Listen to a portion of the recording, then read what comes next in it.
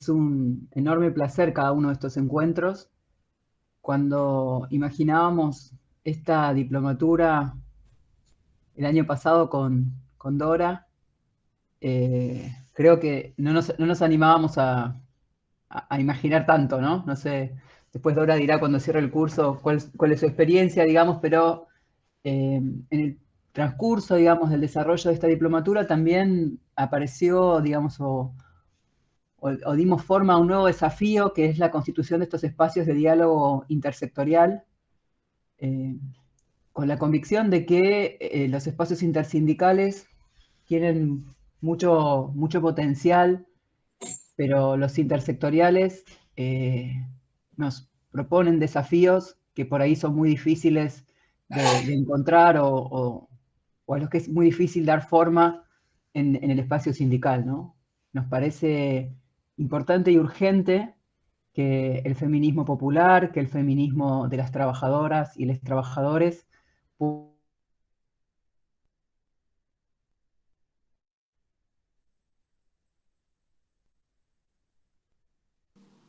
Creo que se cortó, ¿no? No sé si me pasó a mí sola. Sí, se nos cortó a todos. Se nos Bueno, cortó. no, se quedó Ahí Ceci. está. Ahí Volví, volvió. volví. Ahí está. Bueno, no, decía que para nosotros es muy importante que los feminismos populares, los feminismos del mundo del trabajo puedan dialogar con otras luchas, con otros modos de entender eh, los desafíos que tenemos por delante. Sabemos que queremos vivir en un mundo con menos violencia, sabemos que no queremos ser valientes, que queremos ser felices, pero bueno, para ser felices por ahí todavía es necesario que seamos un poco más valientes, un poquito más. Por eso esta mesa me parece que es fundamental y que seguramente va a enriquecer muchísimo nuestros debates, porque se trata de compañeras que... Ahí otra vez. Ceci, no te estamos escuchando. Esperamos un segundo y si no, arrancamos. La charla de hoy podría titularse ¿Cómo nos arruinó Internet? Tranquilamente. Ahí volvió Bueno, Ceci. ahí volví. Nunca sé dónde se cortó, pero bueno, decía que es muy importante, qué lindo todo. Esto es un complot de la corporación judicial. Yo creo que sí. Están usando la manguera de internet, porque yo recibo internet por manguera. Bueno, nada, esto. Tengo tan mala conexión, vamos a hacerla corta. Solamente esto, decirles que para nosotros es muy importante esta mesa, es fundamental, que agradezco muchísimo a estas luchadoras que nos acompañan en esta mañana de sábado. Cada una de ustedes nos inspira por su trabajo, por su compromiso, y nosotras queremos vivir en un mundo donde las ideas que ustedes tienen triunfen. Así que acá estamos para ver cómo hacemos y qué podemos acercar y qué podemos aportar desde nuestro espacio, cada una desde el espacio que tiene, porque no todas las que estamos acá tenemos el mismo espacio de lucha y de trabajo, pero sí la misma convicción de querer construir un mundo mejor. Si no es para nosotros, por lo menos para las generaciones que vienen, que lo merecen mucho más, ¿no? No sé qué opinión tienen ustedes, pero yo creo que tenemos una generación que nos sucede, de la que podemos estar ya muy orgullosos, orgullosas y orgulloses, así que no me quiero ni imaginar lo que va a ser dentro de unos años. Muchísimas gracias por estar entonces esta mañana en UMET, o bueno, o en este sucedáneo de UMET que es el MIT. Bueno, gracias, Ceci. Es importante decir que Ceci es nuestra rectora de UMED, que no la presentamos y que ocupa esos lugares que hay pocos, por ejemplo, rectoras. Entonces, agradecemos estar en una universidad que se puede dar ese lujo, porque por ahora parece ser un lujo, en los otros espacios no lo logramos. Mi nombre es Fernanda Cortés, yo voy a tratar de coordinar este espacio. Quería contarle a las invitadas para, digamos, simplemente para que sepan cómo venimos dialogando con esto. Nosotros hicimos dos encuentros previamente, una que era romper el techo, mujeres y acceso al poder, otro romper el techo, mujeres en la cultura, y ahora nos metemos con esto, como decía Ceci, este espacio tal vez uno de los más difíciles, por eso le pusimos pelear contra el monstruo, mujeres y LGBTI más en la justicia, que tiene que ver con esto, que nos cuenten y nos ayuden a pensar una posibilidad de una realidad de una justicia que nos incluya y que seamos todas tenidas en cuenta. Voy a darle la palabra a la primera de nuestras expositoras, a la doctora Paula Malimachi Barral. Ella es abogada feminista con orientación en Derecho Penal por la Universidad de Buenos Aires y especialista en la magistratura por la Universidad Nacional de La Matanza, diplomada en Perspectiva de Género y Bioética aplicada por la Universidad de Champagnat, doctoranda en Derechos Humanos por la Universidad de Lanús. Ella en su desarrollo profesional se destaca en la investigación y juzgamiento tanto de los crímenes de lesa humanidad desde el Poder Judicial como de la violencia institucional actuales en el como de las violencias institucionales actuales en el Ministerio Público Fiscal, con particular énfasis en la perspectiva de género. Bueno, me parece que sobran las presentaciones. Paula, te escuchamos y trataremos de verte dentro de las posibilidades. Hola, ¿qué tal? Muchas gracias por la invitación. Yo quería pasar una pequeña presentación. No sé si estoy habilitada. A ver, sí, probá en compartir, sí, a ver si te deja directo, si te tengo que... No, no me deja compartir. No te deja compartir.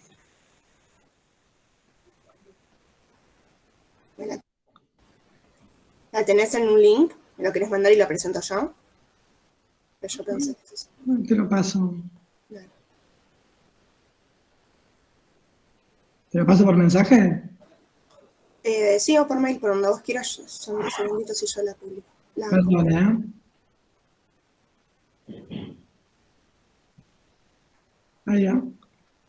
Bueno, si no, no importa, digo, las veo. Lo hago así porque los tengo en la nube.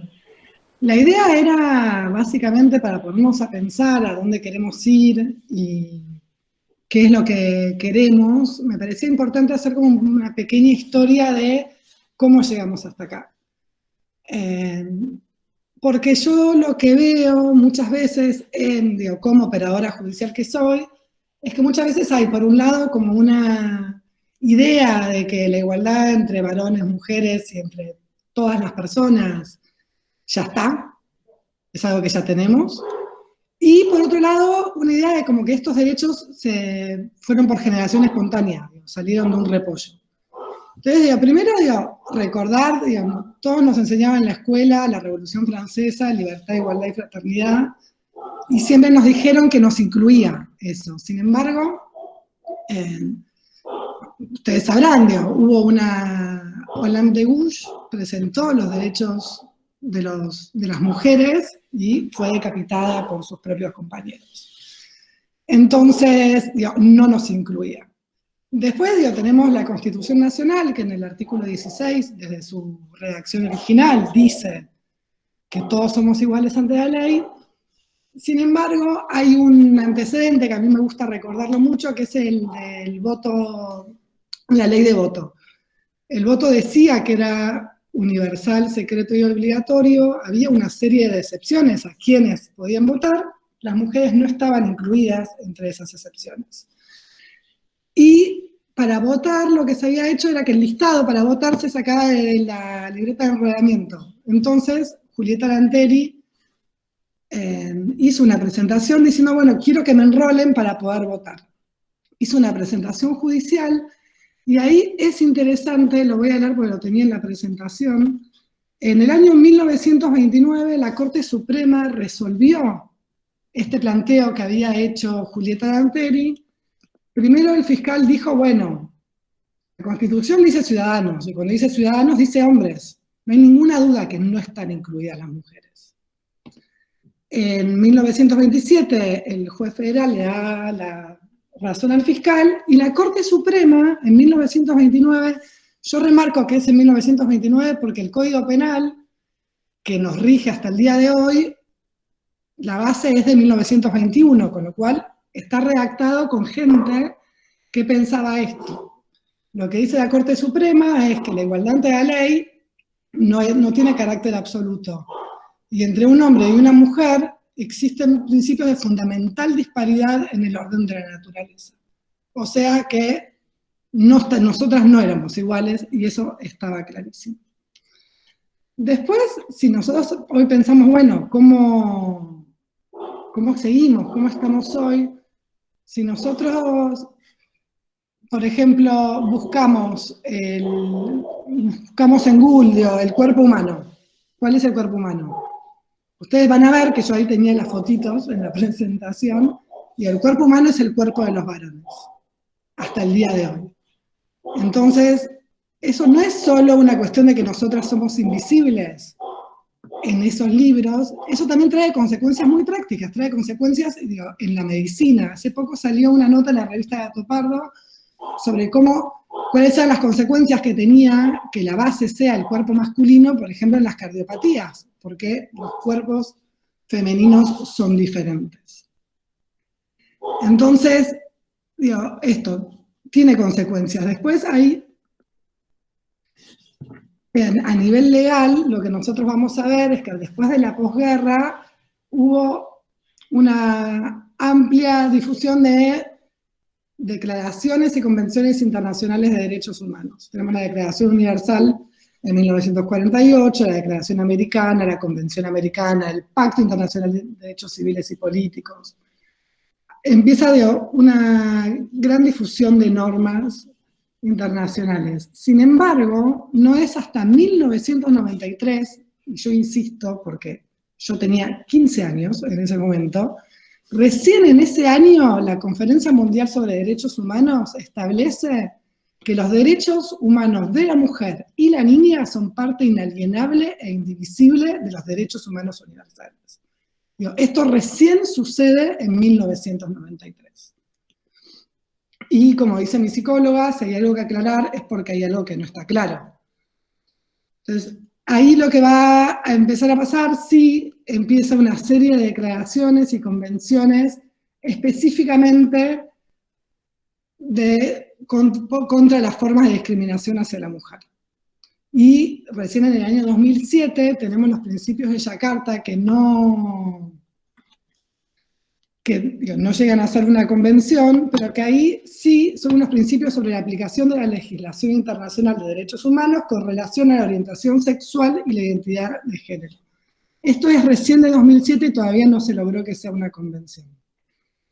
Después, en el marco del derecho internacional de los derechos humanos, recién en el año 2006 vamos a tener el primer fallo de la Corte Interamericana que dice que la Convención de la CEDAW y la Convención de Belén do Pará, que son las dos convenciones específicas, forman parte del derecho internacional que tiene que ser interpretado. Recién el año pasado, en 2020, vamos a tener la primera sentencia relacionada al colectivo LGTBIQ+. También el año pasado es la primera vez que personas trans declararon ante la Corte Interamericana, y hace unos días tuvimos el primer fallo relacionado con una persona trans. Tanto en el fallo del 2006 cuando se refería a las mujeres, como después que se refiere al colectivo LGTBIQ, lo que hace la Corte Interamericana es decir que a la hora de estudiar y analizar un caso, tenemos que tener en cuenta las desigualdades históricas que padecen estos colectivos. A nosotras nos podrá parecer una obviedad, pero fue recién, insisto, en el año 2006, y en el año 2020, y este año. Y después, con respecto a la normativa nacional, también, nosotros tenemos un largo recorrido de reconocimiento de derechos. A mí, la capacidad civil de las mujeres es de 1926, la capacidad civil plena de las mujeres casadas recién es de 1968. Yo insisto, el divorcio vincular es de 1987. Entonces, yo lo que quiero remarcar con esto es que hay una serie de derechos que hoy a nosotros nos parecen básicos, que no podemos imaginarnos no tenerlos, que sin embargo son muy recientes en términos históricos. Y además tenemos que pensar que muchos y muchas operadores de justicia fueron formados e ingresaron al Poder Judicial cuando, por ejemplo, una no se podía divorciar. La Ley de Protección contra la Violencia Familiar es de 1994, la reforma del Código Penal, que antes se refería a los delitos contra la honestidad y que ahora es delitos contra la integridad sexual, es de 1999, matrimonio igualitario 2010, identidad de género 2012, paridad en ámbitos de representación política 2017, en 2019 tenemos la Ley Micaela, Bueno, y después ahora, ya más recientemente, tenemos la ley de aborto en 2020 y la ley de promoción del trabajo para personas travestis, transexuales y transgénero de hace un tiempito. Digo, todos estos derechos que hemos logrado, digo, no fueron concesiones gratuitas, se lograron después de grandes luchas de varones, de mujeres, personas travestis, trans, digo, todo esto no se llega fácilmente. Digo, todo esto fue producto de muchísimas luchas. Entonces el tema es ahora que llegamos hasta acá, digo, ahora que sí nos ven, como dice la canción, bueno, ¿qué vamos a hacer? Digo, ahora se habla mucho de una reforma judicial feminista. Y ahí, básicamente, yo más que tener respuestas acerca de qué es una reforma judicial feminista, yo lo que tengo son un montón de preguntas. En general, lo que yo estuve viendo, cuando se habla de reformas feministas, se habla de capacitación y sensibilización. La ley Micaela en eso fue un avance, el Poder Judicial igual no la aplica porque tiene sus propios sistemas de capacitación. Y ahí, digo, yo me permito hacer una duda que me genera las capacitaciones. Digo, por un lado, digo, por supuesto que está perfecto que nos capacitemos. También tenemos que pensar quién va a dar esas capacitaciones. En el Ministerio Público Fiscal, que es el que yo integro, las capacitaciones las dan los fiscales y las fiscales. Digo, son las personas más capacitadas, son estas personas que vienen históricamente en este Poder Judicial, son ellos quienes nos tienen que capacitar. Hace pocos meses hubo una destitución de un fiscal, que es Julio César Castro. Digo, Castro fue destituido por violencia sexual y maltrato laboral y fue condenado por violación. Hace un par de semanas la Casación Nacional confirmó la condena. Y él era la primera persona que había integrado una unidad fiscal de abuso infantil. Yo me pregunto si no hubiese pasado estos hechos que provocaron su condena y su destitución, si él no hubiese sido uno de los que nos iba a capacitar en perspectivas de género.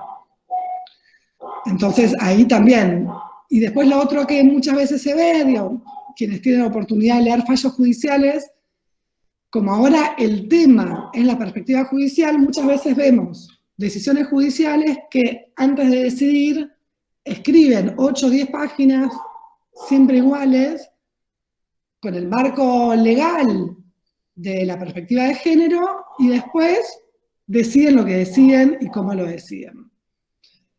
Después se habla mucho de selección de magistrades. Hay una idea de hacer fueros específicos en género. Puede ser una opción. Yo ahí lo que me pregunto es si, digo, otra vez, digo, resolvemos la falta de perspectiva de género del Poder Judicial solo con mujeres. Digo, me parece genial que haya mujeres, incluso me conviene en términos personales. Pero la pregunta es, digo, los fueros de familia y los fueros mal llamados de menores, digo, en general tienen más mujeres, y eso no alcanza para que tengan mayor perspectiva de género. Lo que yo me pregunto, digo, también que me parece fundamental a la hora de hablar de reforma es, bueno, ¿quiénes vamos a discutir esta reforma judicial? ¿La vamos a discutir los operadores judiciales, las operadoras judiciales entre nosotros? ¿Lo vamos a discutir con la política?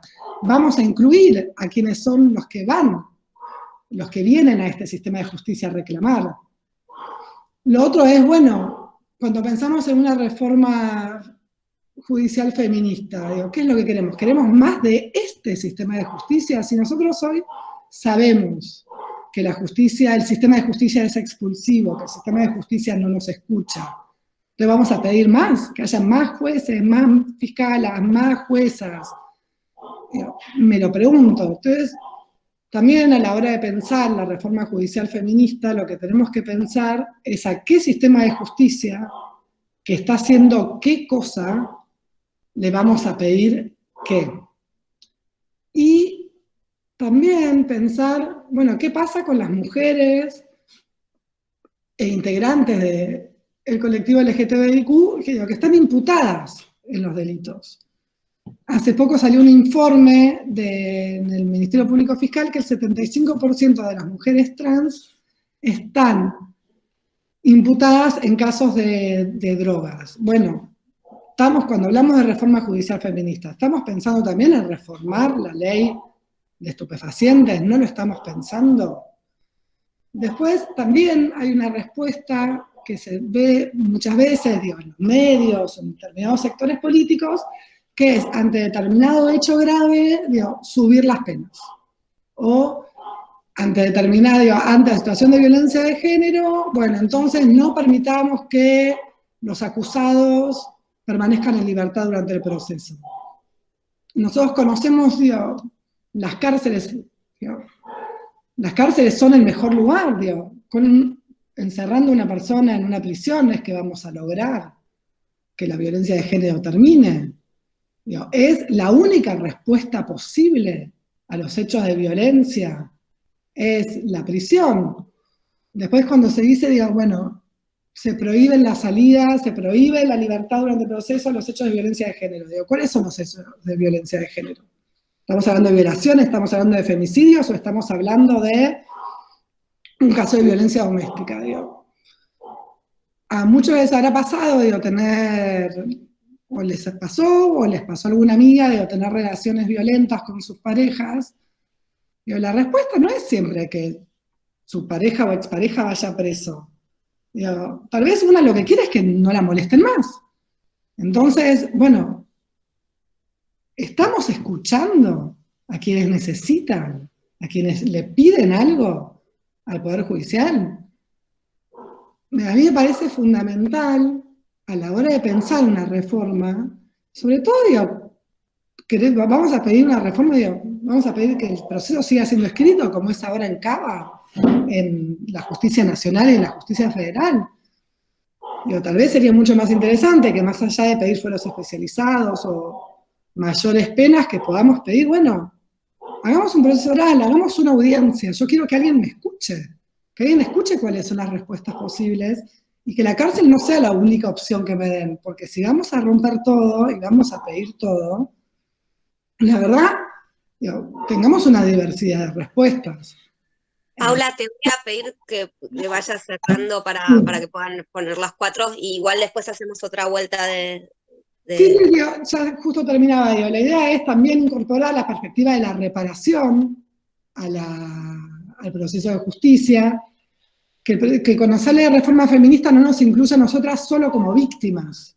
Y nosotras también queremos cosas, no solo que no nos peguen. Digo, exigimos derechos y después, sobre todo, que no vayamos a menos. En este raconto que yo hacía, sobre todo de la normativa internacional, hay un montón de cosas que ya tenemos. Entonces, si vamos a pedir una reforma feminista, pidamos todo, básicamente.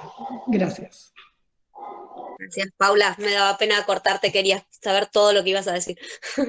Bien, agradezco. Y nos deja ya pensando, ya tenemos preguntas con eso, pero vamos con la siguiente expositora, que es Yamila Corín. Ella es arteterapeuta, madre protectora y una de las fundadoras de Mundanas, la asociación civil que viene acompañando a otras mujeres y madres protectoras, generando diferentes dispositivos de abordaje para ella y los niños que fueron víctimas de abuso sexual, creadora de un manual con indicadores para la detección y herramientas para una primera intervención. Bueno, Yamila, te escuchamos. Bueno, buen día. ¿Está todo lo técnico en condiciones?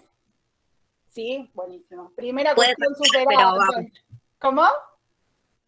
Puede fallar, pero vamos a intentar que no. Por eso, ya si esto está funcionando, tenemos un montón resuelto.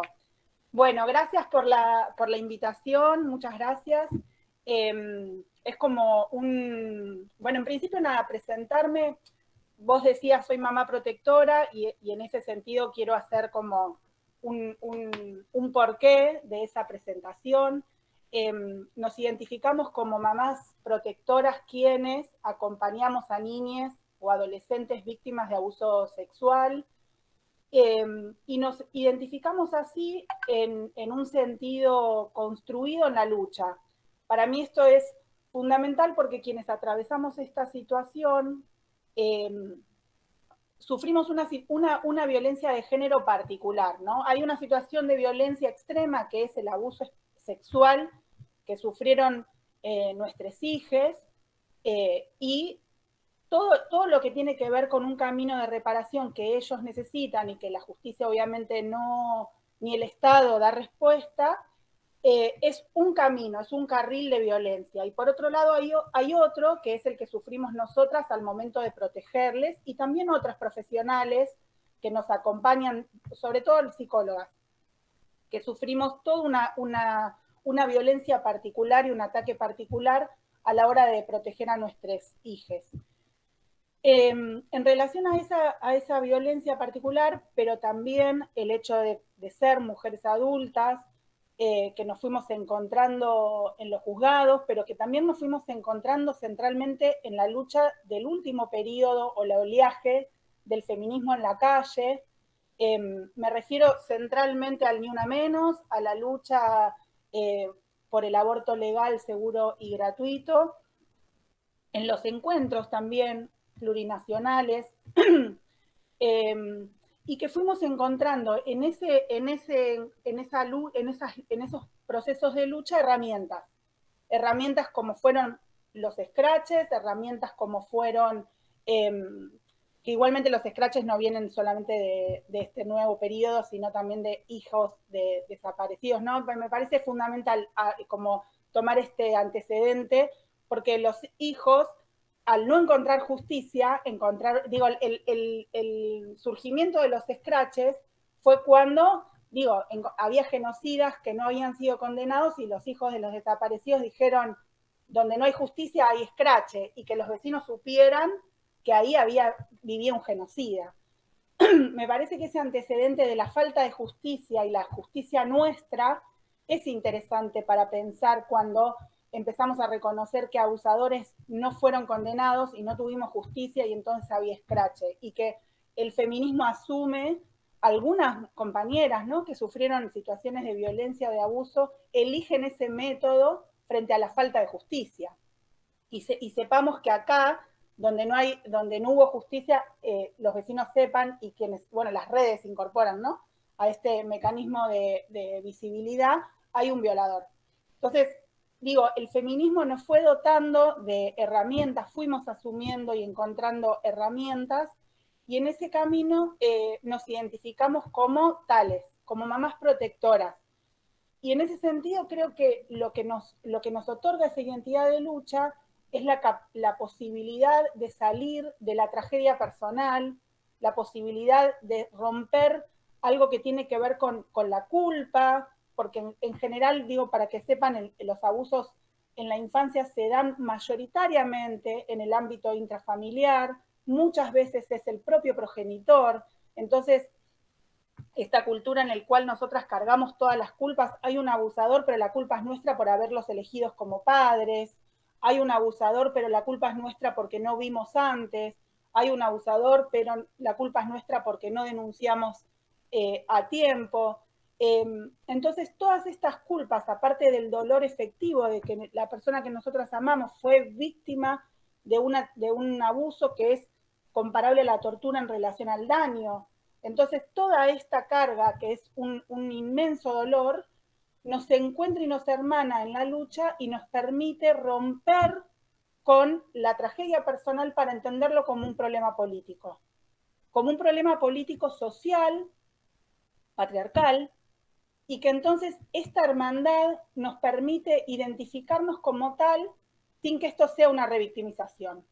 Yo puedo decir acá o en cualquier espacio que el ser mamá protectora no me implica un hecho de revictimización, porque al revés me da una identidad política de lucha y una identidad política transformadora a la hora de discutir. No somos esas víctimas que solo esperamos, que solo venimos a contar qué nos pasó en términos del dolor. Entonces, y no está mal quien lo desee, no estoy hablando de que no haya necesidad de espacios de llanto, no digo que no haya necesidad de espacios de reconstrucción y de contar y de relatar la propia historia. Lo que digo es que eso sea una elección, y que el contar la propia historia sirva, en caso de que lo necesita la persona que lo está contando, y también para que el resto escuche que es una realidad política y que es una realidad política que nos implica a todos transformar, no solo a quienes atravesamos tal o cual situación. Sobre todo porque creo en esto, que la justicia es aleccionadora no solo para quienes recurrimos a ella, sino también para el resto de la sociedad. En una cultura patriarcal donde nosotras estamos diciendo, quienes denunciamos abuso no tenemos respuesta, no es solamente una respuesta para nosotras, es una respuesta para todos. Es una respuesta que un sector del Estado, como es la justicia, está diciendo que los abusadores no son condenados y que las que denuncien abuso van a sufrir toda una cantidad de cosas. Entonces, ¿qué pasa con quienes dudan sobre la posibilidad de ir a denunciar? Claramente no van, o van con temor, porque digo, nosotras las acompañamos, después contaré un poquito sobre el laburo de Mundanas. A lo que voy es que transformar la justicia no tiene que ver solamente con ganas, con deseos de quienes atravesamos el proceso penal o en familia, sino que es una construcción social que nos implica a todas. Salimos del lugar de que la impunidad efectiva sea para los abusadores y nosotras entonces estamos habilitadas a ser abusadas, digo, porque esa es la respuesta. Estamos habilitadas a ser abusadas las mujeres, las disidencias, las niñas, digo, porque parte de la lógica del patriarcado es el adultocentrismo. Cuando decimos adultocentrismo es pensar en las niñas en función de quiénes van a ser en el futuro, ¿no? Los adultos, primero varones cis, pues el resto, quienes vamos a cumplir nuestra función social. Esa función social es de los adultos. Entonces, a las niñas los formamos para eso, para ese momento. Y mientras tanto, no tienen voz, más allá de los derechos, que antes Paula hizo todo un recorrido más que interesante sobre cómo los fuimos conquistando y los nuevitos que son muchos de ellos, pero las niñas todavía no gozan de la calidad de persona en términos efectivos del ser escuchadas, tampoco las mujeres. Entonces, quienes recurrimos a la justicia teniendo esta calidad humana, que somos niñas, mujeres o del colectivo disidente, efectivamente no tenemos calidad de personas y eso es una respuesta que no solo dan a quienes recurrimos por haber sufrido algún tipo de violencia, sino al conjunto de la sociedad al que les están diciendo esto va a seguir siendo así. Entonces, me parece que en ese sentido, el empezar a discutir la reforma judicial feminista, bueno, es música para mis oídos, ¿no? Desde luego. En principio, ¿no? Cuando aparece en el feminismo, bueno, acá hay algo que hay que reformar, bueno, es como, vamos a llenarla de contenido que esto me hace feliz.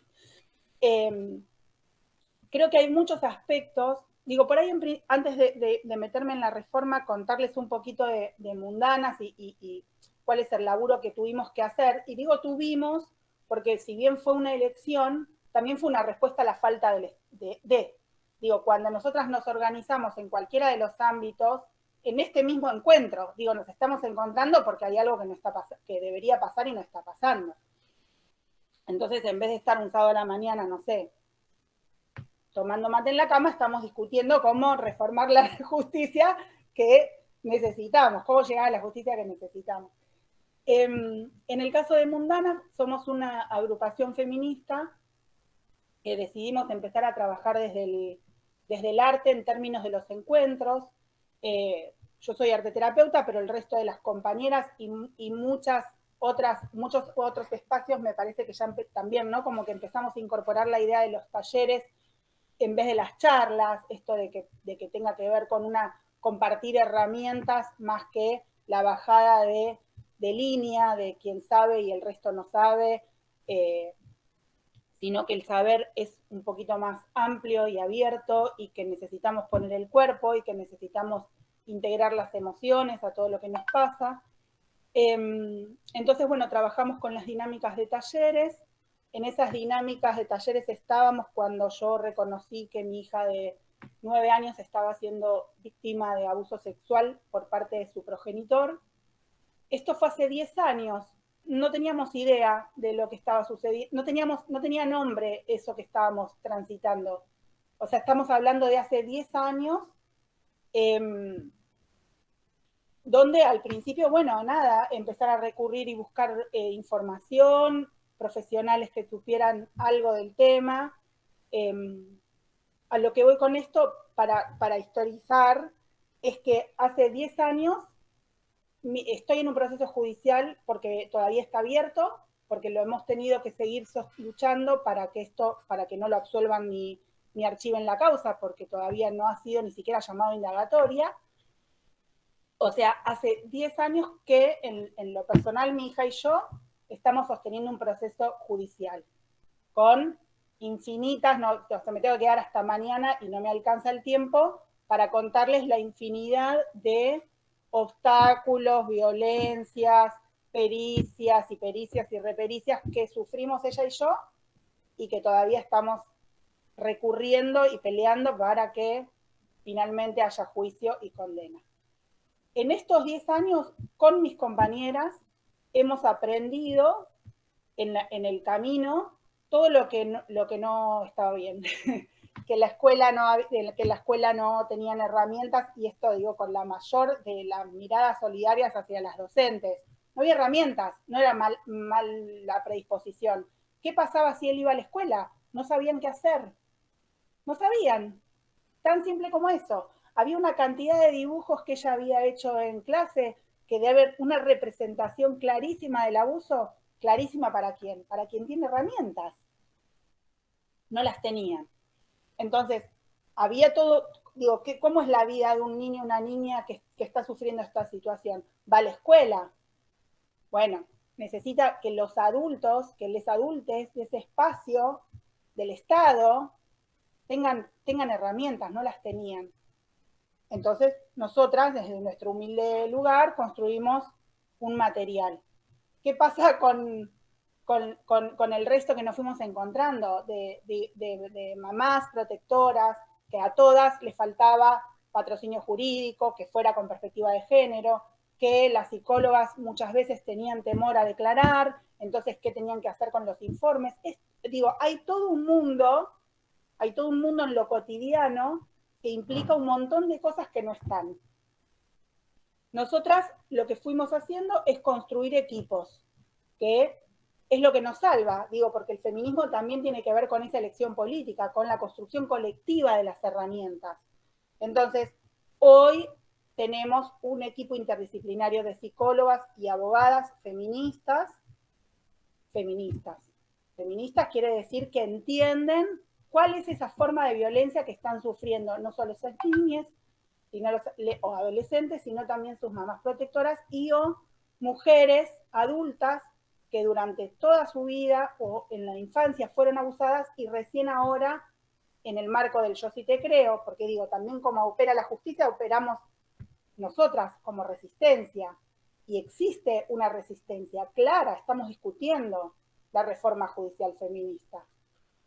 Estamos conquistando leyes y estamos conquistando lo que para mí subjetivamente y simbólicamente es clave en función de justicia y de reparación, que es creernos nosotras. Nosotras nos creemos. Y eso ya opera como una forma de justicia. No es obviamente quiero todo, quiero que el Estado dé respuesta. Pero hay algo de la reparación que nos ofrecemos, que nos damos, que nos abraza a nosotras, que tiene que ver con el creernos. Eso implica que hay apertura a denunciar los abusos que siempre fueron ocultos, que siempre fueron un trastorno y un yugo en quienes los padecieron sin tener la posibilidad de hablar. Entonces ya hay una transformación, ya hay una apertura.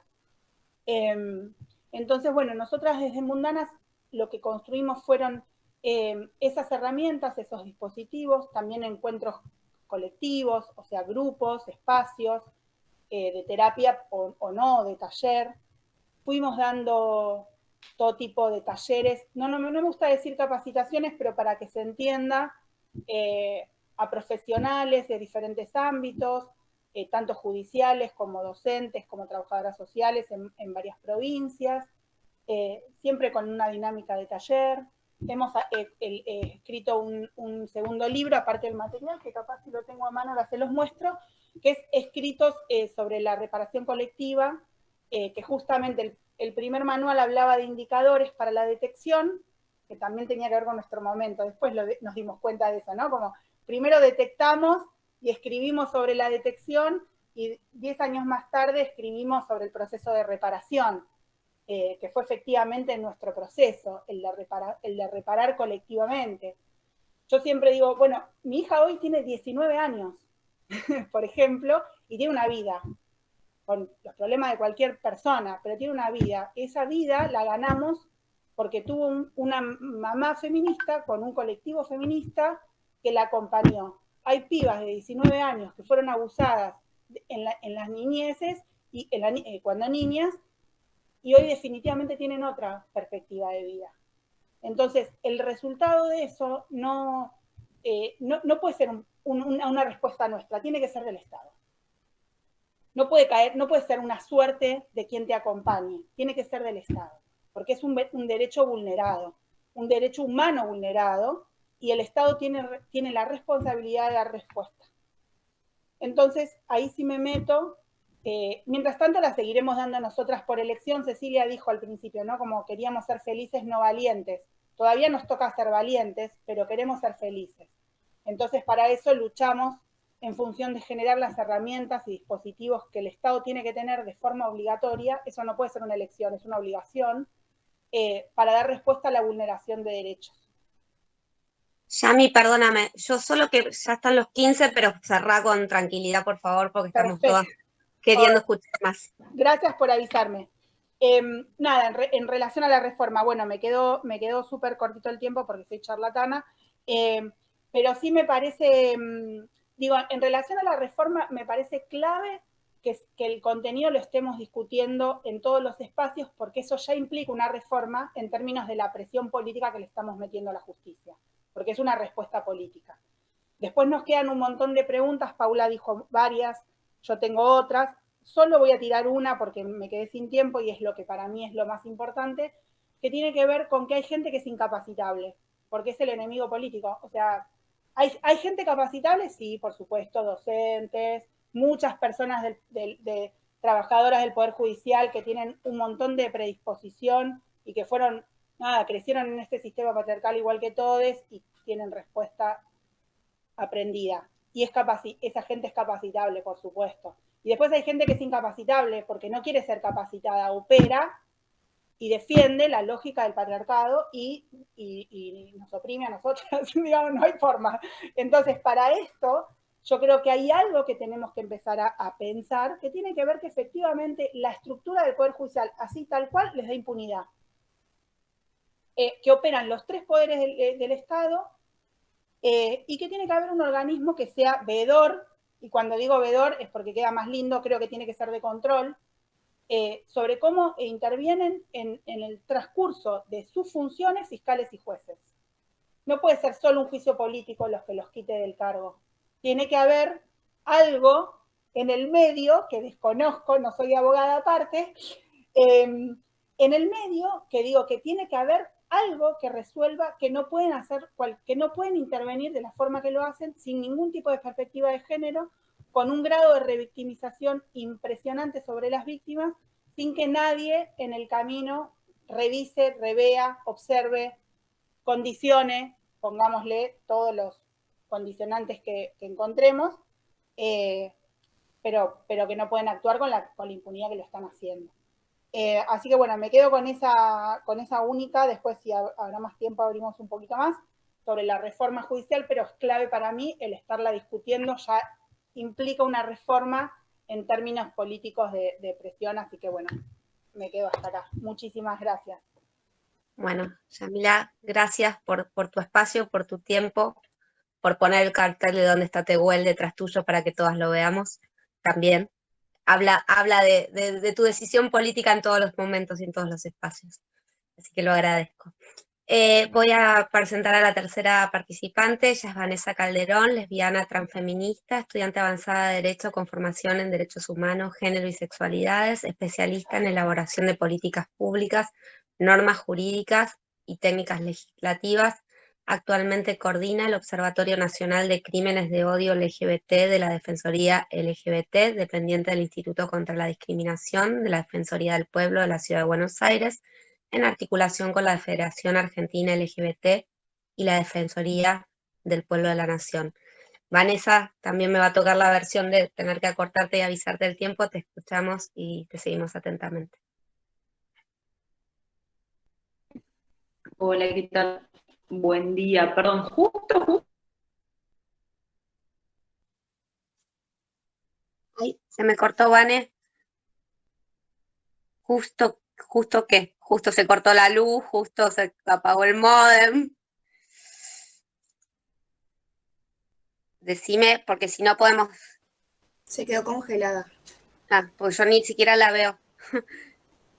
Vanessa, si querés seguimos con la doctora Garrigós, como vos quieras. Bueno, ¿les parece, para que no nos acabe el tiempo, si seguimos con la siguiente expositora? Y ahora te escribimos, Vanessa, por privado para ver cuál es tu situación internet y lumínica. Vamos a presentar entonces a la doctora María Laura Garrigós. Ella es abogada de la Facultad de Derecho de la UBA, se especializó en Derecho Penal en la Universidad de Palermo y en Administración de Justicia en la Facultad de Derecho de la UBA. Fue miembro de la Cámara Nacional de Apelaciones en lo Criminal y Correccional de la Capital Federal. También ha sido miembro de la Cámara Nacional de Casación en lo Criminal y Correccional de la Capital Federal. Fue socia fundadora de la Asociación de Mujeres Jueces de Argentina y fue presidenta de la Asociación Justicia Legítima. Actualmente se desempeña como interventora del Servicio Penitenciario Federal. Bueno, te escuchamos entonces, María Laura, por favor. Listo, ya desmuteada. ¿Qué tal? Buenos días, ¿cómo les va? Interesante el popurrí de puntos de vista, y el mío es a lo mejor el más institucional de todos, ¿no?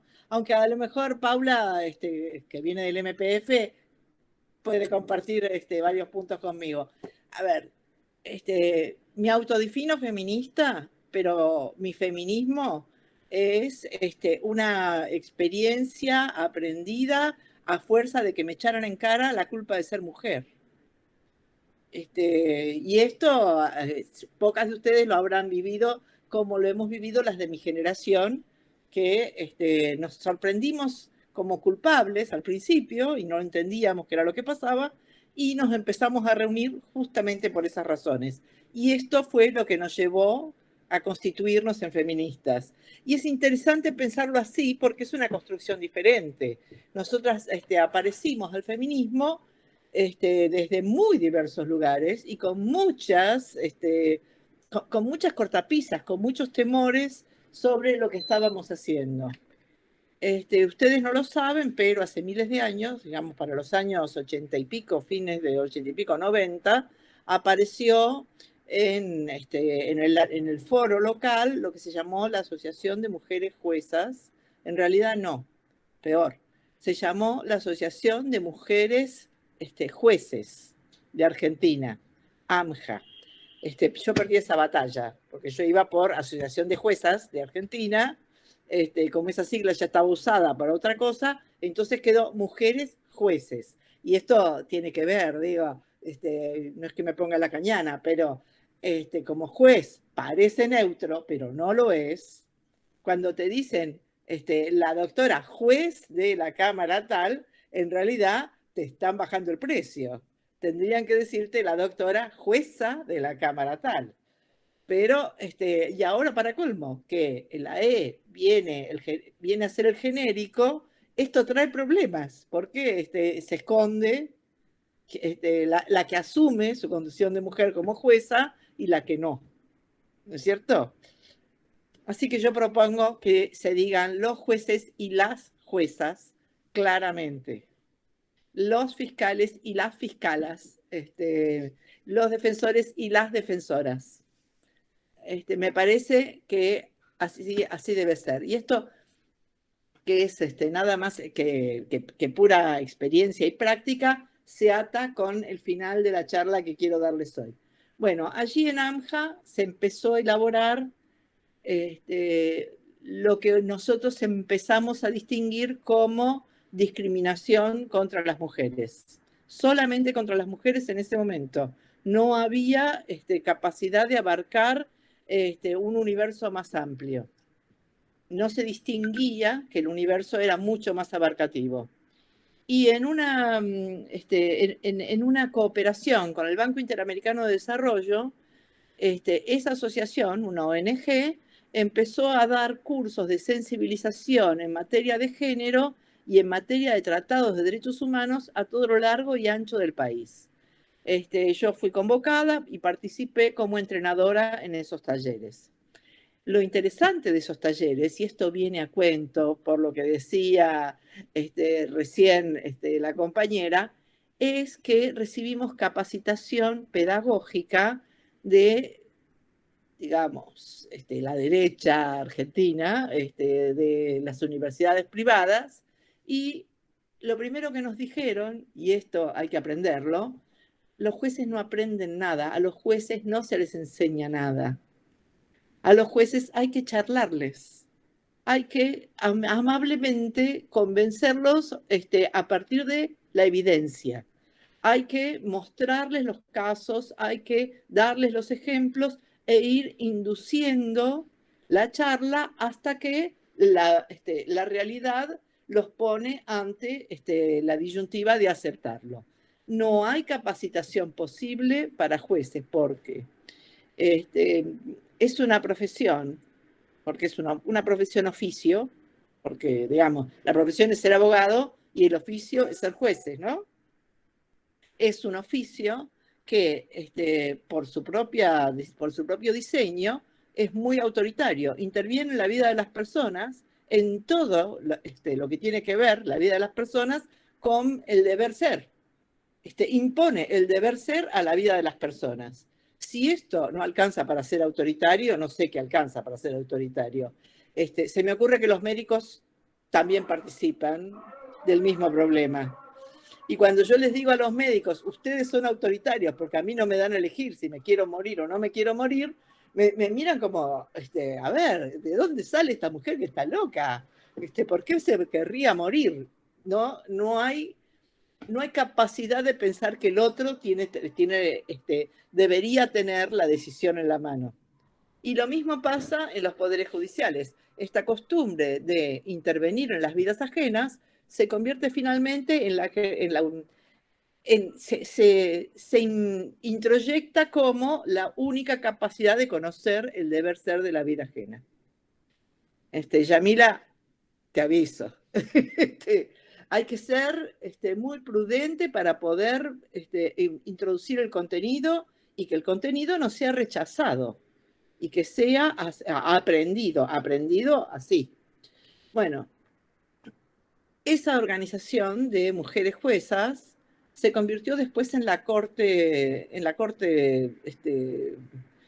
Suprema, porque las dos jefas de esa organización, Carmen Argibay y Hayton de Nolasco, terminaron en la Corte y reprodujeron lo que estaban haciendo en la Asociación de Mujeres Juezas desde la Corte. Lo primero que hicieron fue el mapa judicial, claramente el mapa judicial que mostró que el Poder Judicial está integrado mayoritariamente por mujeres.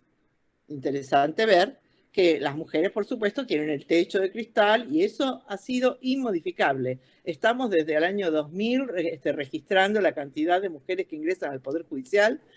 Han pasado 20 años, el techo de cristal se mantiene. Yo he tenido compañeras que empezaron conmigo la carrera que me han dicho directamente, yo no quiero ser jueza, yo con secretaria estoy bien. Porque las han convencido de que se tienen que quedar en esos lugares de producción de servicio para que otro sea el que tome las decisiones. Interesante ver que las mujeres hacen eso en el Poder Judicial. Como no avanzan hacia los puestos de decisión, entonces sirven a los que toman las decisiones. Y sirven a los que toman las decisiones aún en contra de sus propios criterios. Y esto es muy interesante, porque el 50 y pico, 53, 54% de mujeres juezas atienden al resto de tomadores de decisión sin participar del criterio de quienes la toman. O sea que se contradicen a sí mismas elaborando contenidos para los jefes. Y esto tampoco está claro para los que trabajan en estas funciones. El mapa judicial nos muestra eso y entonces uno dice, bueno, ¿esto cómo se soluciona? Se soluciona con capacitación, no alcanza la capacitación. Se necesitan reformas estructurales de los poderes judiciales. El ingreso democrático del 2013 fue una medida estructural que naturalmente no pudieron declarar inconstitucional como otras reformas del 2013 porque no había cómo declararla inconstitucional. De hecho, rápidamente los ministerios públicos lo adoptaron y lo pusieron en práctica y esto favoreció la integración de los ministerios públicos, de manera que la Corte tampoco podía decir, no, todo lo que hacen los ministerios públicos es inconstitucional, hubiera sido escandaloso. Realmente no les daba como para eso, porque han declarado inconstitucional el que los jueces presenten la declaración jurada ante la Oficina Anticorrupción, por ejemplo, por acordada. No necesitaron ningún fallo judicial para decir que era inconstitucional que los jueces exhiban sus declaraciones juradas. O sea, flagrante contradicción con lo que es la Ley de Información Pública, por ejemplo, que está respetada por la Corte. Pero, bueno, volvamos a esto. La Corte tenía que reglamentar el ingreso democrático y decidió no hacerlo, porque no ha tenido oportunidad. Y siempre que se le pregunta a la Corte por qué no está reglamentado el ingreso democrático, dice, bueno, estamos en eso, estamos planeando cómo lo vamos a reglamentar. Ya lleva tantísimos años.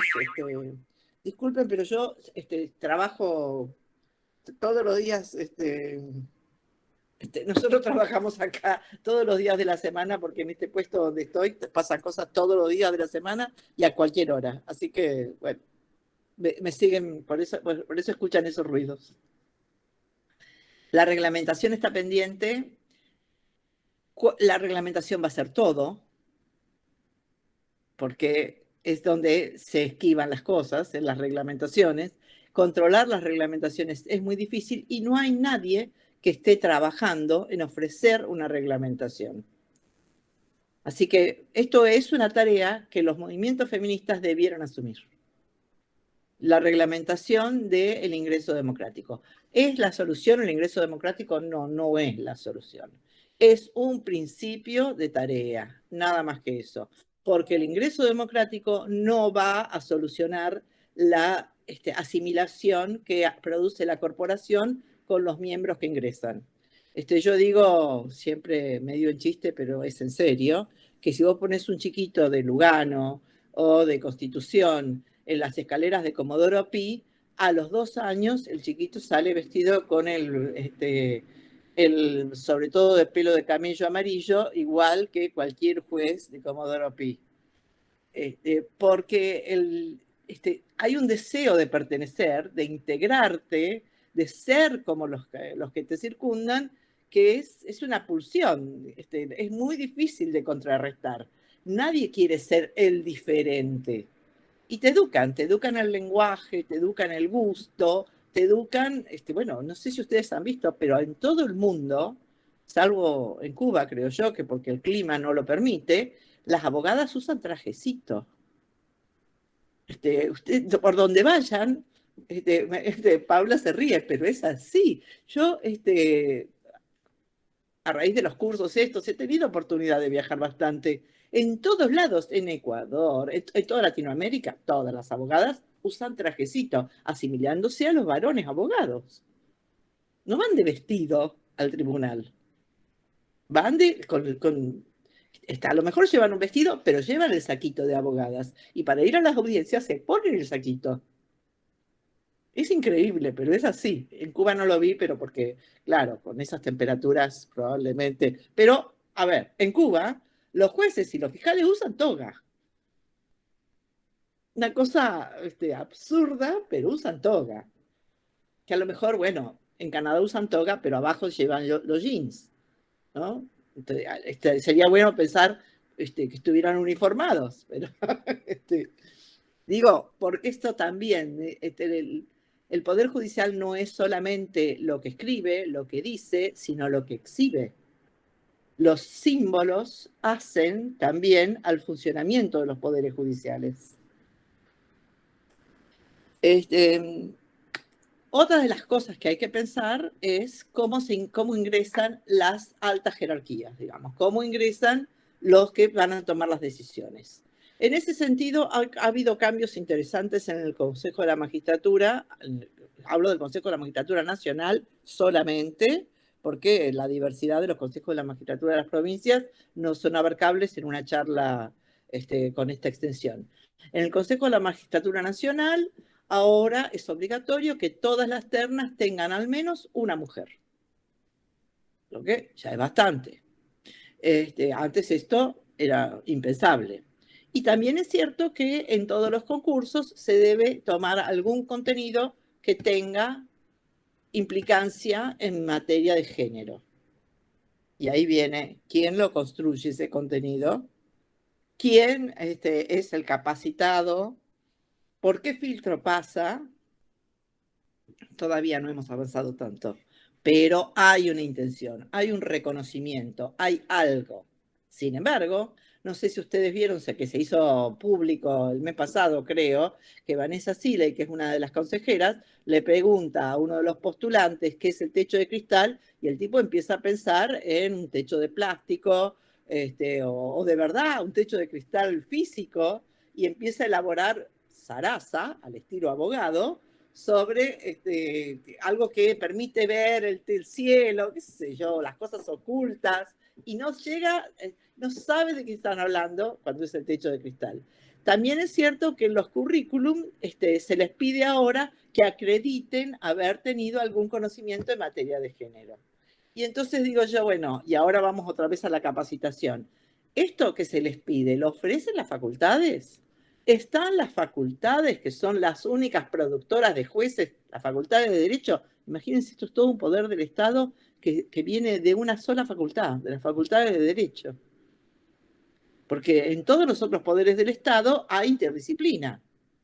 En el Poder Judicial somos todos abogados hasta para resolver cómo son los edificios. Lo que es gracioso. El administrador del Consejo de la Magistratura es un abogado. No hemos tomado, hubo una época en que había un administrador de empresa, pero en general los abogados se ocupan de todo. Lo que está mal es una falta de reconocimiento de las limitaciones de nuestras capacidades. Y además la omnipotencia de poder resolver las vidas ajenas. Bueno, es una profesión así, un poquito autoritaria, omnipotente. Pero bueno, sigamos. Esto no alcanza para pensar que se compensa los problemas que tienen las mujeres en la elaboración de sus carreras, en sus carreras profesionales, porque en todos los currículums de las mujeres ustedes se van a encontrar como unos 8 o 10 años en blanco, que son la crianza. Y entonces, en una época en que estaba Gaby Vázquez como consejera del Consejo de la Magistratura, presentó un proyecto para que se calificara como capacitación jurídica esos años de la crianza y que se les diera el puntaje de un posgrado, por ejemplo. Están tabulados los puntajes, el doctorado vale tanto, un máster vale tanto, una licenciatura vale tanto. Ella pedía que se le diera el puntaje de un posgrado a la crianza de cada chico. Ahora estamos reconociendo en plata, a través del ANSES, la crianza de cada chico. Ella lo que estaba pidiendo era, reconozcamos esto. Yo en ese momento no estuve muy de acuerdo con Gaby, porque el problema es, sí, fue fantástico. A mí esos 2, 3 puntos, estamos hablando de sobre 100 por lo menos, ¿no?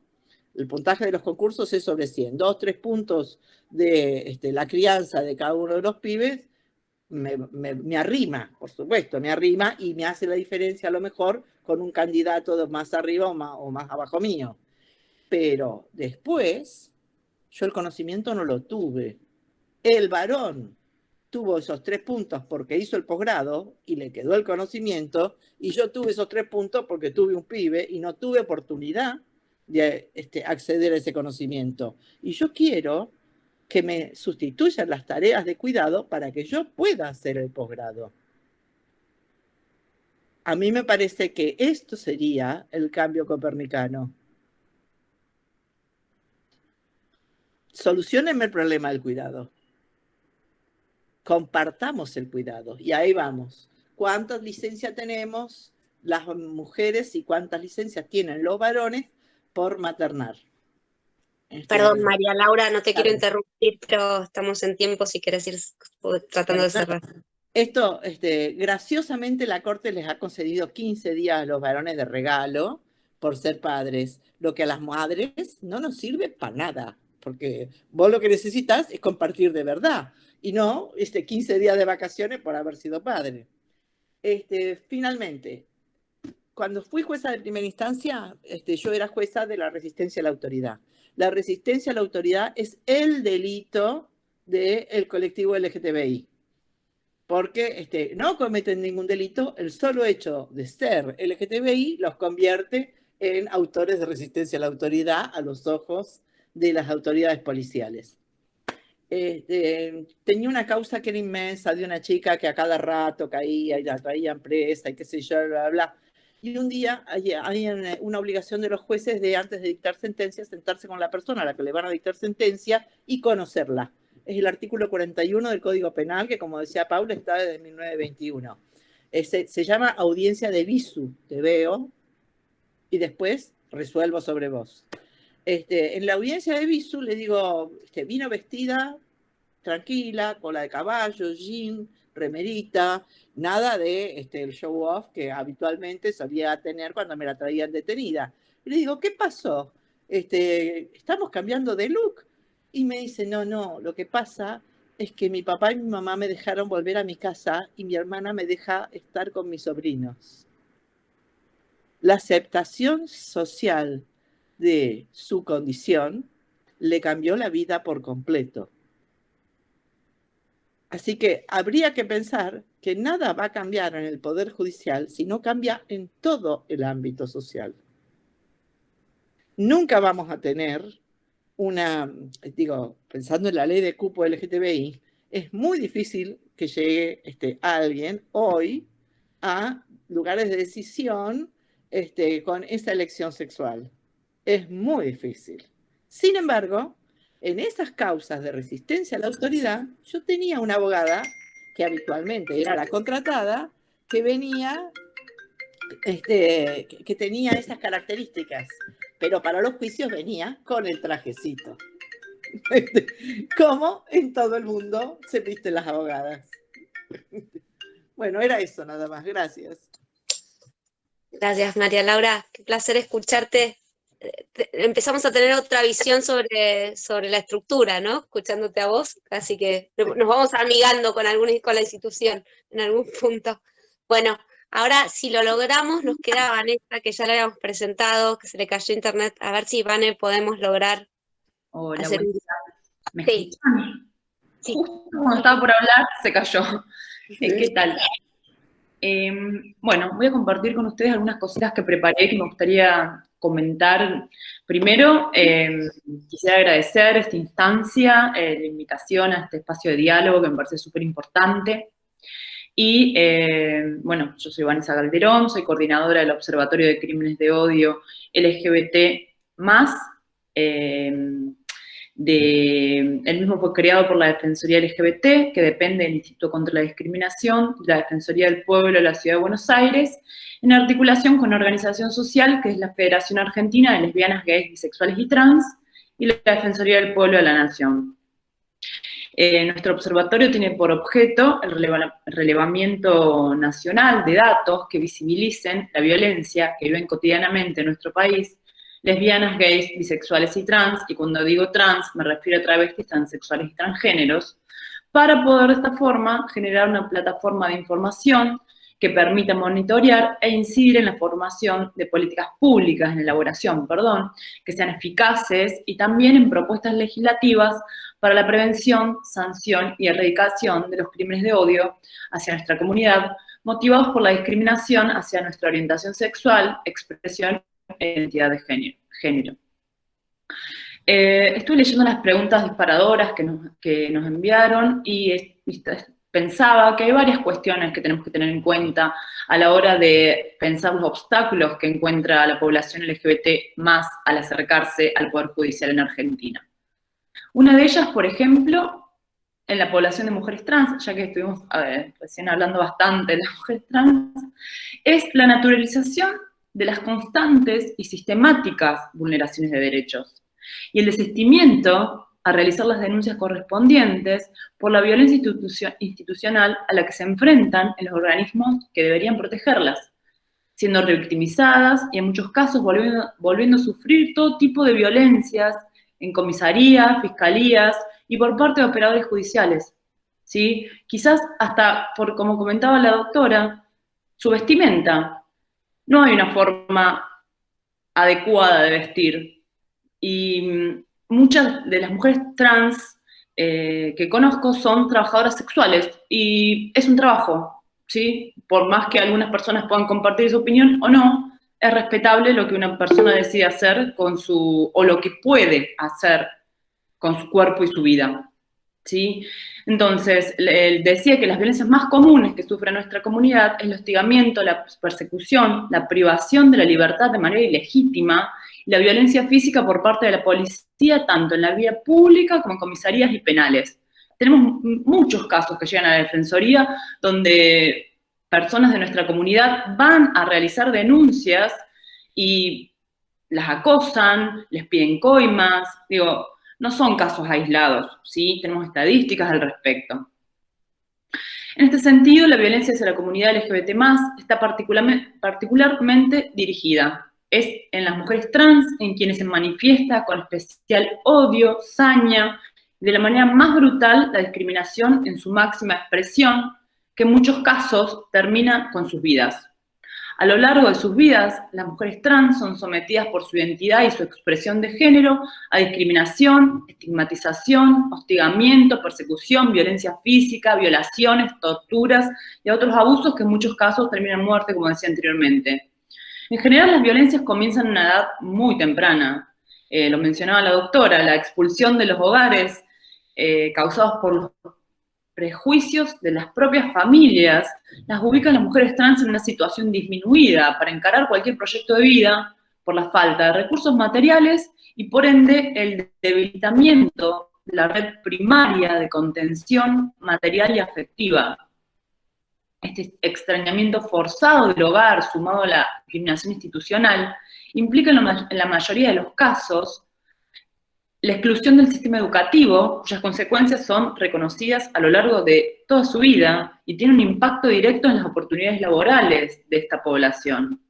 La discriminación en el mercado laboral responde al funcionamiento de una doble matriz de exclusión. En muchos casos, las personas trans son excluidas debido a su falta de educación formal, pero aun cuando tienen estudios y tienen educación formal, incluso universitarios, suelen ser discriminadas en el acceso al empleo en virtud de su identidad y expresión de género, es decir, porque son trans. Bien, esta exclusión sistemática es una de las principales razones por la que esta población no accede a sus derechos humanos más básicos y inalienables y es un constante flanco de situaciones de violencia, lo que afecta negativamente a cada ámbito de su vida. Asimismo, la internalización del estigma social y el miedo a vivir situaciones de discriminación generan conductas de autoexclusión, baja autoestima y abandono o frustración en el cumplimiento de sus proyectos de vida. ¿Sí? También toda esta violación de derechos básicos y inalienables muchas veces enfrentan a personas de nuestra comunidad a situaciones de pobreza que condicionan las estrategias de supervivencia disponibles y explican el recurso a la economía informal, el trabajo sexual o actividades a veces al margen de la legalidad, ¿sí? Es real que muchas mujeres trans no solamente ofrecen servicios sexuales, sino que además se encuentran involucradas muchas veces en actividades al margen de la legalidad y están involucradas en causas de narcomenudeo para sobrevivir, porque no hay políticas A pesar de que tenemos una ley de identidad de género, no hay políticas reales que les garanticen una forma de poder vivir y desarrollarse. Sí, también la fuerza de seguridad y los servicios penitenciarios se manifiestan con particular saña y odio con nuestra comunidad, y esto se evidencia en el desconocimiento de nuestras identidades autopercibidas, burlas, insultos, descalificaciones, bueno, como les dije anteriormente, detenciones arbitrarias, armados de causas judiciales, en la criminalización del trabajo sexual, en la exigencia de coimas o de servicios sexuales gratuitos, en persecuciones, hostigamientos, tratos vejatorios, tortura. Bien. Otra cosa que me gustaría mencionar es que en algunas provincias del país existen aún códigos de falta y convencionales que contienen figuras abiertas que tipifican faltas a la moral y a las buenas costumbres, a la decencia o al decoro, y son utilizados por las fuerzas como herramientas para justificar su accionar violento. Y otro muy importante obstáculo para un real acceso a la justicia de nuestra comunidad es la invisibilización de los delitos de odio como tal, ya que no se pena el prejuicio, sino la conducta, que además de lesionar al correspondiente bien jurídico, resulta más reprochable por ser discriminatoria y por implicar un mensaje aleccionador para toda una comunidad que se ve afectada por ese prejuicio. Es decir, que no se tiene en cuenta el agravante de odio al tipificar los delitos. Para comprender cabalmente esto, me parece importante revisar qué se entiende por crimen de odio. No existe una definición internacionalmente consensuada sobre los crímenes de odio, ¿sí? Presentan variaciones las concepciones de país a país, que van desde aquellas de corte académico hasta las de uso jurídico, pasando por las de uso común o social. Existen diferencias y semejanzas en la terminología utilizada por diferentes aparatos teóricos o jurídicos. En algunos casos, la definición se restringe a establecer una tipología de crímenes de odio, mientras en otros se incluyen términos, se incluyen grupos protegidos dentro de la misma. Por ejemplo, la definición que se utiliza en el Código Penal de Washington incluye 13 grupos bajo su protección, mientras que la utilizada en Uruguay incluye solo 5. En cada terminología utilizada es posible observar que para todos los casos el prejuicio o el odio basado en la orientación sexual, la identidad de género y o su expresión se considera como una circunstancia agravante al momento de cometer un delito. En cerca de 25 países la legislación coincide en este aspecto. ¿Sí? Bueno, hay algunos detalles que había anotado para comentarles, pero quizás es mucho sobre América Latina y algunos países con la figura de odio en la región, ¿sí? Pero básicamente la ausencia de una legislación específica ha llevado en algunos países a apoyar el debate sobre los crímenes de odio en términos de la vulneración de algunos derechos, como por ejemplo el derecho a la vida, a la no discriminación, a las garantías constitucionales, entre otros. ¿Sí? En el ámbito internacional, particularmente en organismos internacionales como la ONU o la OEA, ante la ausencia de una normativa precisa, han iniciado esfuerzos para desarrollar una cultura de cumplimiento de los derechos humanos con el fin de evitar el prejuicio basado en la orientación sexual, la expresión y o la identidad de género.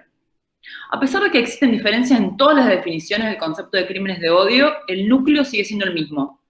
El rechazo por ser lo que se es, por manifestar de alguna forma una sexualidad no hegemónica y tradicional. Las similitudes en la terminología revisada muestran al menos 3 elementos básicos indispensables para considerar que un determinado acto es un crimen de odio, ¿sí? O sea, hay 3 elementos en la terminología revisada que nos permiten considerar un acto como un crimen de odio. Uno es la agresión o un conjunto de agresiones dirigidas a lesionar los derechos de una persona. Vale, no te quiero apurar, pero anda cerrando, porfa.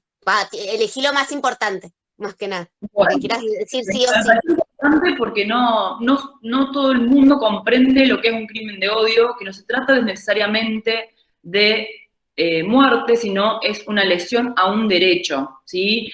Y hay tres elementos presentes, como es la agresión, el conjunto de agresiones dirigidas a lesionar un derecho de una persona, la pertenencia a un colectivo históricamente vulnerado, ¿sí? Por eso cuando se ataca a una persona, por ejemplo, de diversidad sexual, no se está atacando particularmente a esa persona, sino que es un mensaje bastante más amplio, es un mensaje hacia todo un colectivo, ¿sí? Y otra de las... de los elementos básicos comunes es la motivación que impulsa a esa persona o a varias a actuar contra los derechos de odio y está básicamente fundada en el odio. Hay acá a veces se habla de fobia, pero no es una fobia, no es homo, lesbo, trans fobia, es homo, lesbo, trans odio, porque no es una patología, no es disculpante, no es una enfermedad, no es algo particular de una persona, es algo sistemático y social construido a lo largo del tiempo. ¿Sí? Bien, voy a comentarles la definición entonces de un crimen de odio. Nosotros desde el observatorio lo entendemos como un acto voluntario, consciente, generalmente realizado con saña, que incluye, pero no se limita, a las violaciones al derecho a la dignidad, a la no discriminación, a la igualdad, a la integridad personal, a la libertad y a la vida. Esta agresión tiene la intención de causar daños graves o muerte en la víctima y está basada en el rechazo, desprecio, odio y discriminación hacia un colectivo de personas históricamente vulneradas y discriminadas. Bien. A lo que yo quería comentarles es la regulación nacional de los delitos y los agravantes. ¿Sí? En la Argentina, la ley 26791, sancionada en el 2012, modificó el artículo 80 del Código Penal de la Nación y amplió los agravantes de algunos delitos, como homicidio, lesiones y abuso de armas, cuando sean cometido por placer, codicia, odio racial. O sea, esta ley incluyó la orientación sexual, la identidad de género o su expresión como agravante, pero solo de 3 delitos. En los demás delitos no hay agravante, no se tiene en cuenta el componente de odio y discriminación. ¿Sí? Bien, también quería comentar que la ley 23.592, que es la ley de actos discriminatorios, que es, si no me equivoco, es del 89, no contempla a la diversidad sexual, ¿sí? Simplemente tiene algunos pretextos discriminatorios como raza, religión, nacionalidad, pero no nos contempla. Por eso, desde la Federación Argentina LGBT, estamos, marcamos la necesidad y la urgencia de modificar esta ley de actos discriminatorios o de crear una nueva ley digamos, que nos incluya a todos. ¿Sí? Bien, el proyecto que viene presentando la Federación Argentina de Lesbianas, Gays, Bisexuales y Trans no solo amplía los pretextos discriminatorios, incluyendo la discriminación hacia muchísimas personas pertenecientes a grupos históricamente vulnerados por pretextos o falsas nociones transmitidas culturalmente, sino que explicita la discriminación hacia la diversidad sexual.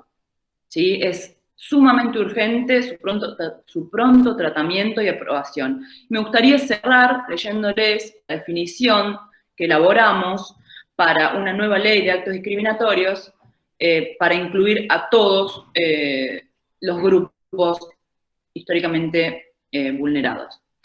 Se consideran discriminatorios los hechos, actos u omisiones que de manera arbitraria tengan por objeto o resultado impedir, obstruir, restringir o de algún modo menoscabar de forma temporal o permanente el reconocimiento, goce o ejercicio en condiciones de igualdad de los derechos y garantías reconocidos por la Constitución Nacional. Bueno, las leyes...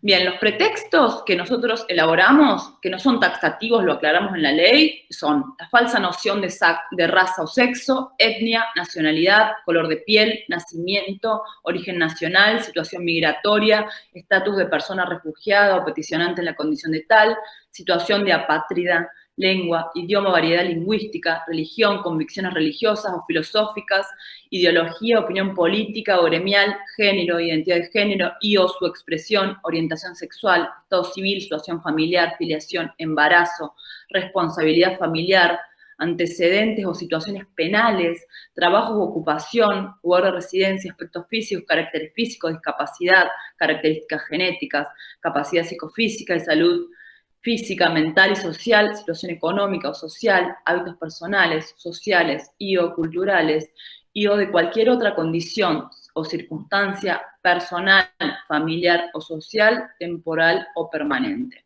¿Sí? Estamos luchando por una nueva ley de actos discriminatorios que nos incluya a todos y a todas. Muchas gracias.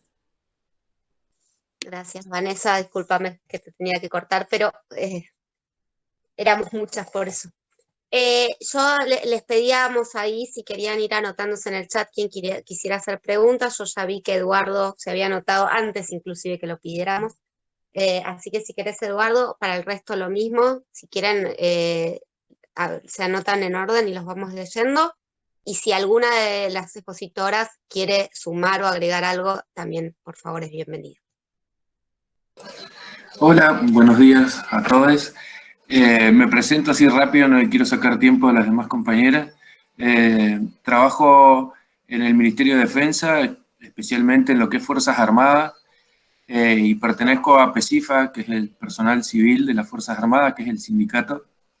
Y gracias a ello pude trabajar en lo que es la juventud dentro de la CGT, en la presidencia de la compañera Cristina.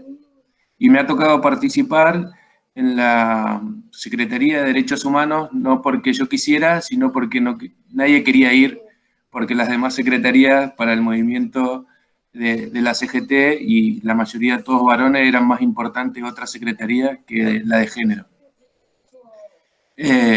Ahí me empecé a trabajar y tuve la posibilidad y el honor de firmar un convenio entre la CGT y el colectivo LGTB y en representación gremial. Y a partir de ahí me empecé a interiorizar de un montón de cosas que hasta ese momento no conocía, y una de las primeras preguntas que me hice fue, si bien hay un convenio, no hay a quién representar, porque el colectivo no tenía a quién representar. Y ahí empecé a trabajar con lo que es la oficina de género y lo que es derechos humanos.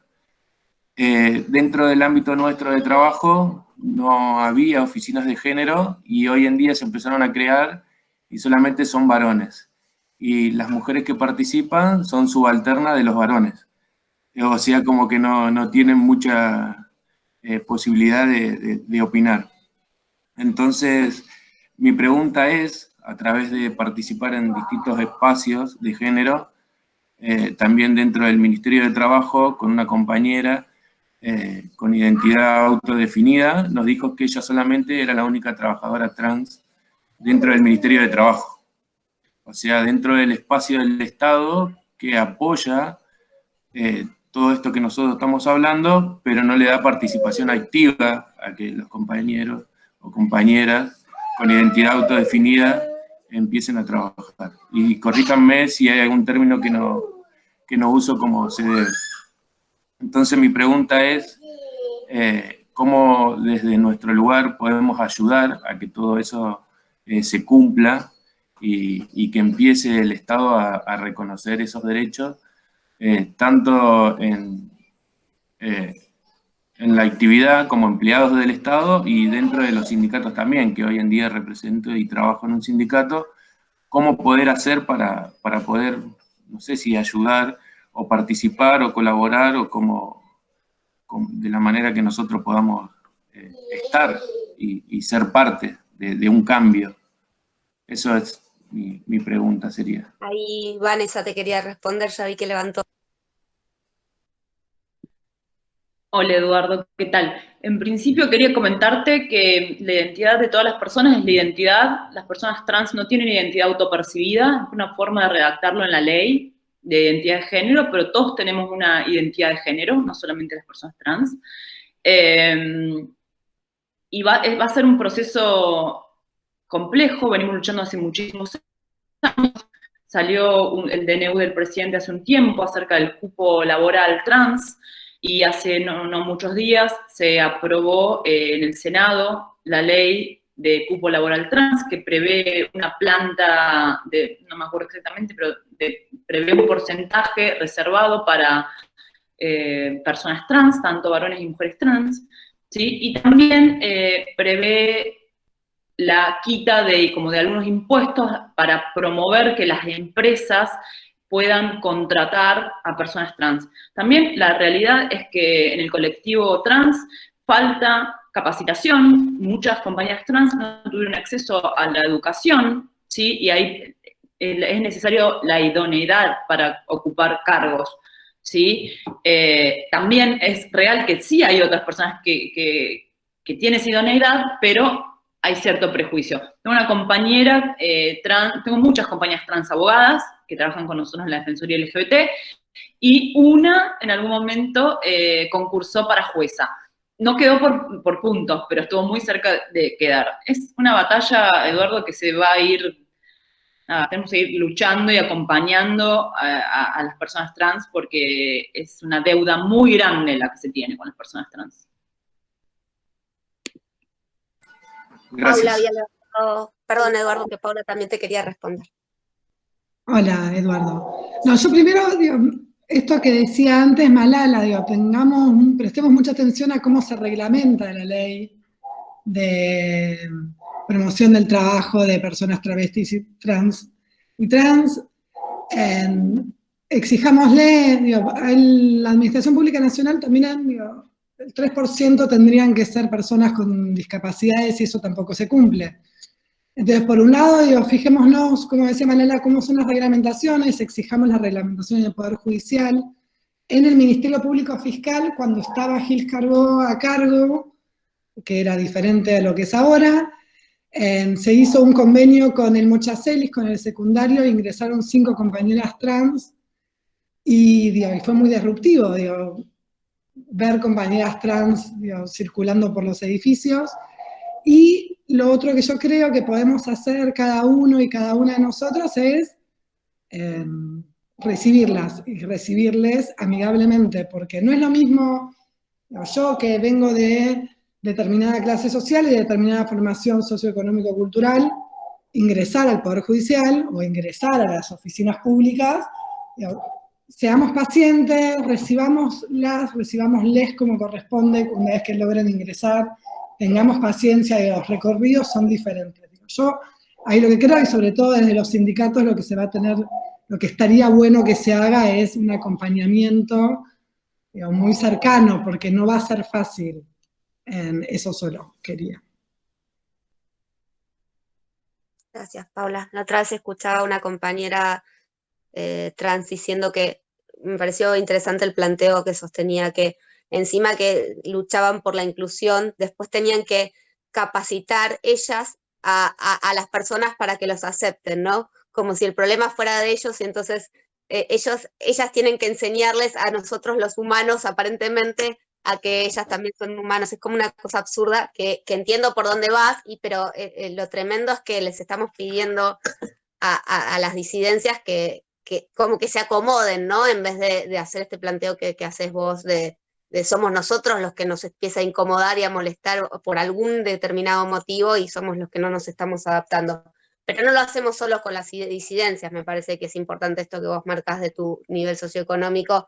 Si hay algo que la justicia marca muy fuertemente, tiene que ver con lo socioeconómico también, ¿no? Digo, cómo nos recibe desde el policía en la comisaría, según cómo estemos vestidos y cómo nos comuniquemos, o como cuando vamos a presentar un escrito o alguna cuestión en la que hemos tenido que pasar por la justicia, sabemos que portación de cara, portación de ropa, portación de título, tenemos un montón de cuestiones que nos ponen en un lugar o en otro.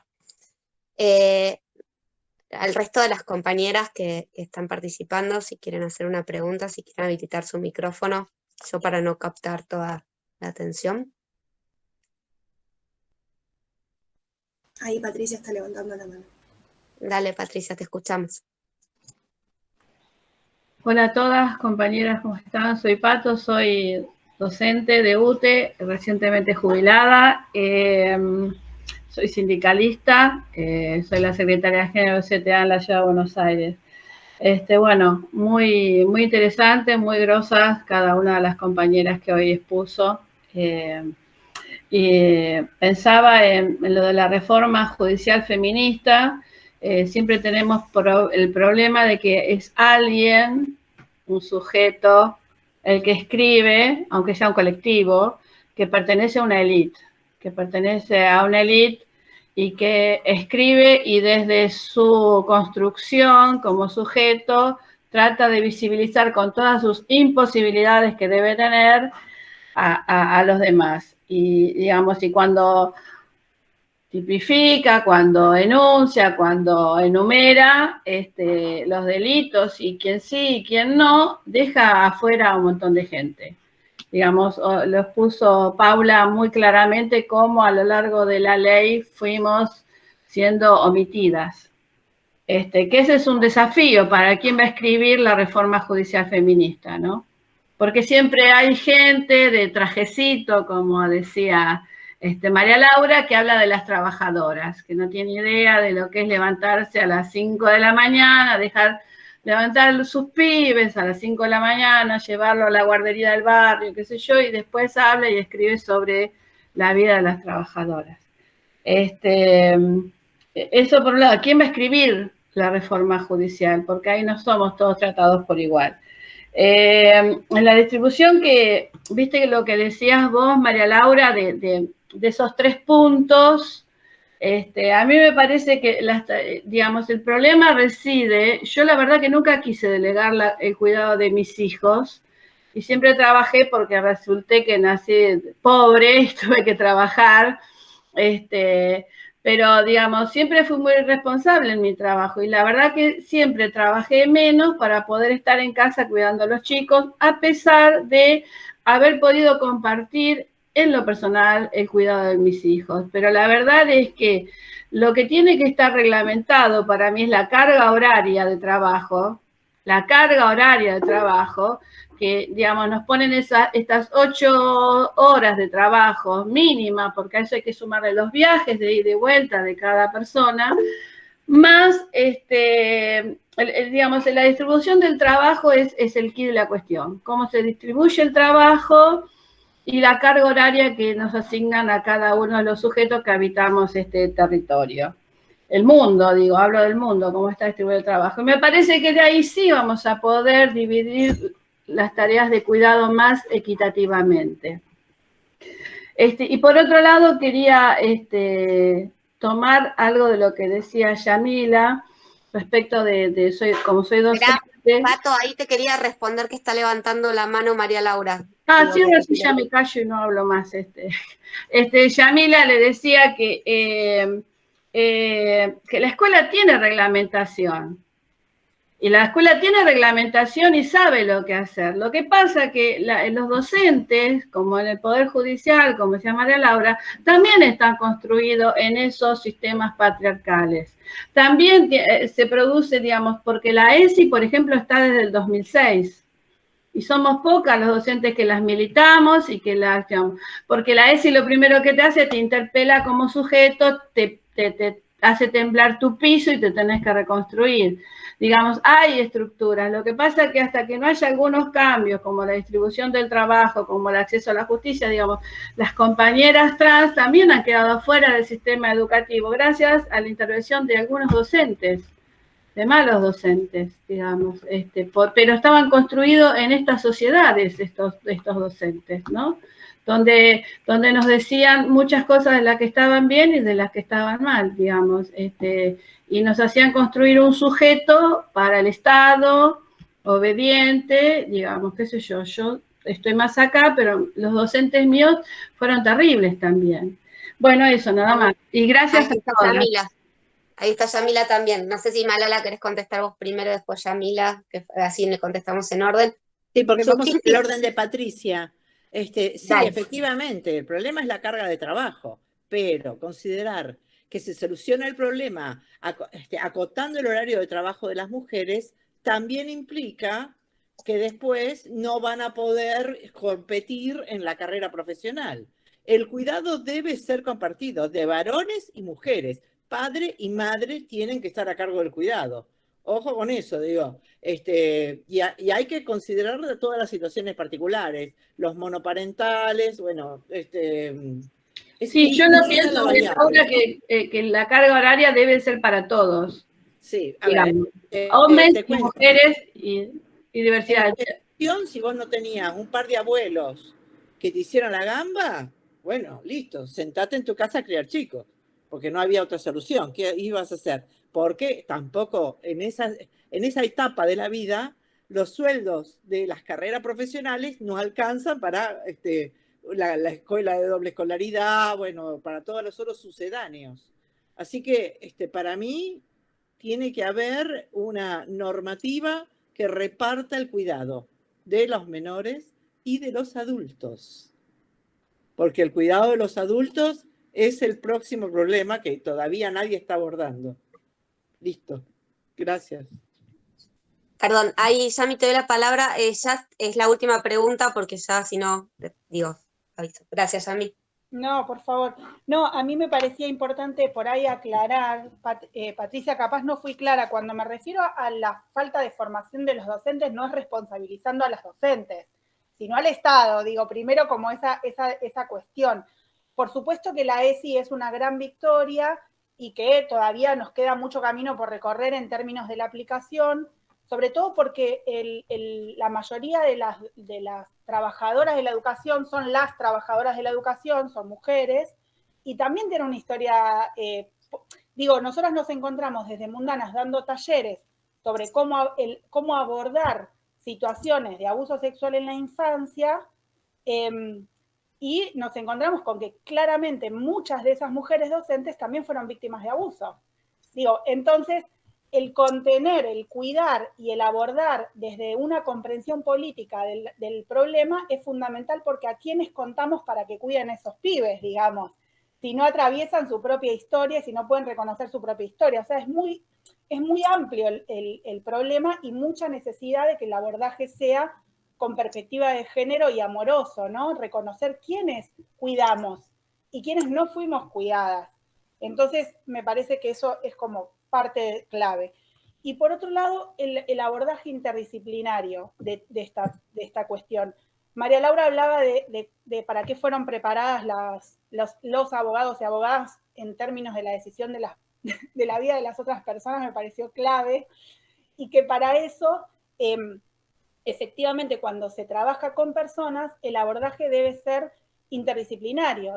A nosotros nos ha tocado con mi hija que quienes nos escuchan son abogados o abogadas y no tienen herramientas que deberían tener a lo mejor psicólogas para poder hacer un intercambio sobre el problema que se está poniendo en cuestión, que tiene que ver con una vulneración extrema de derechos.